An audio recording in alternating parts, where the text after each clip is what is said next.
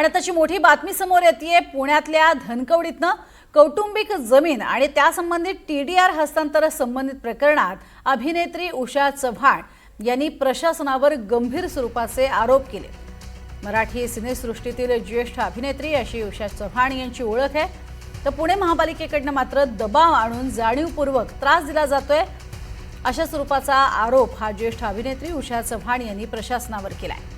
न्यायालयाचा निर्णय आमच्या बाजूने असतानाही दबाव आणला जातोय। सोशल मीडियावरनं उषा चव्हाण यांनी आपली बाजू मांडली आहे। तर माझा जीवन गौरव पुरस्कार आनंद आश्रमामध्ये ठेवून मी एकनाथ शिंदे यांना भेटले होते, त्यानंतर त्यांनी काम करतो असं म्हटलं होतं।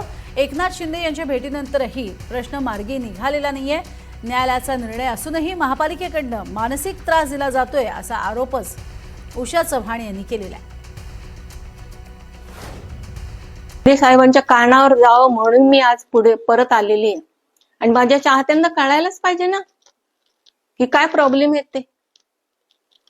आज मी तुम्हाला पत्र ठेवलेले ते वाचा, तुम्ही काय कसे उपद्व्याप करतात हे लोक, आणि आमचा अधिकार आहे की नाही हे पण वाचा तुम्ही।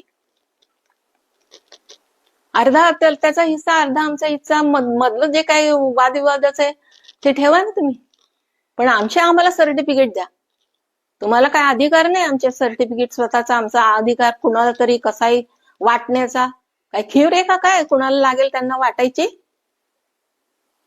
झोपेतून जागे व्हा तुम्ही, जे काही गुन्हेगार आहेत ते। मी नावं आता घेत नाही आणि नावं घेण्याची वेळ आणू नये।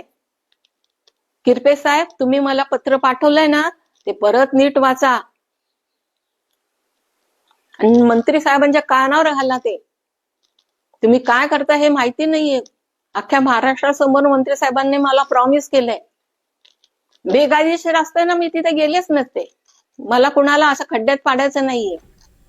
गंभीर स्वरूपाचे आरोप केलेले आहेत आणि पुन्हा एकदा एक प्रकारे त्यांनी इशाराच दिलेला आहे या संपूर्ण प्रकरणावरती।